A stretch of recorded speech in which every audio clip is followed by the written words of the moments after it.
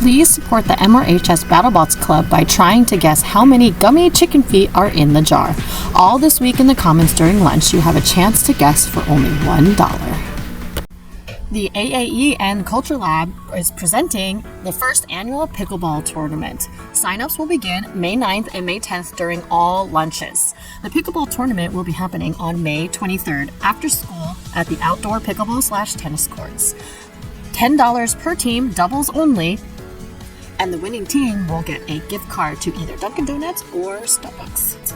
We hope that you will join us for some fun, friendly competition.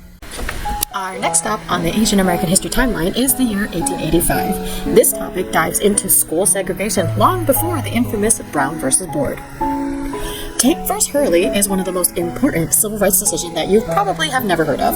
The parents of American-born Mamie Tate successfully challenged a principal's refusal to enroll their daughter and other children of Chinese heritage into the Spring Valley Primary School in San Francisco, California, 7 decades before the landmark U.S. Supreme Court case Brown versus Board of Education. Joseph and Mary Tate had both emigrated from China to the United States as children, and after marrying in 1875, Joseph established himself as a well-regarded businessman in both the white and Chinese communities. The prosperous middle-class Chinese-American family settled in Cow Hollow neighborhood of San Francisco. At the time, had a few Chinese residents, and many West Coast states blamed Chinese workers for lower wages and economic hardships. In 1882, Congress passed the Chinese Exclusion Act, which prohibited Chinese immigration for a 10-year period and prevented all Chinese from becoming naturalized citizens. In the fall of 1884, the Tapes attempted to enroll their eldest daughter, Mamie, in the Spring Valley Primary School, which was in their neighborhood. Principal Jenny Hurley refused to admit her, citing existing school board policy against admitting a child of Chinese descent.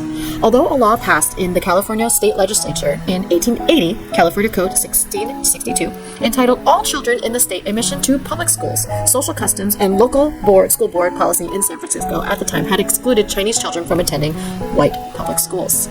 The Tapes sued the San Francisco Board of Education and also the Principal Hurley, taking the issue to the California Supreme Court. They argued that the school's decision to keep Mamie from attending Spring Valley Primary School violated the state's school law.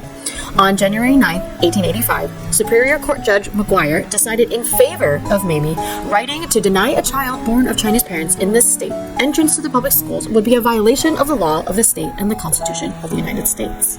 The Tape case determined that all children, including immigrants, were entitled to public education. However, the same year as the court's decision, the California State Assembly enacted Bill 268 to establish separate schools for children of Mongolian or Chinese descent. And once those schools were established, those children would not be admitted into any other schools.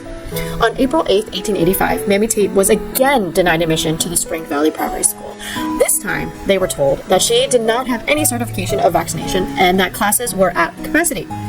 Mary Tate, her mom, wrote an impassioned letter to the school board, first published in April 16, 1885, in the Daily Alta, California, and later reprinted in different newspapers across the country, defending the right of her daughter to attend a neighborhood school instead of a segregated school for Chinese children.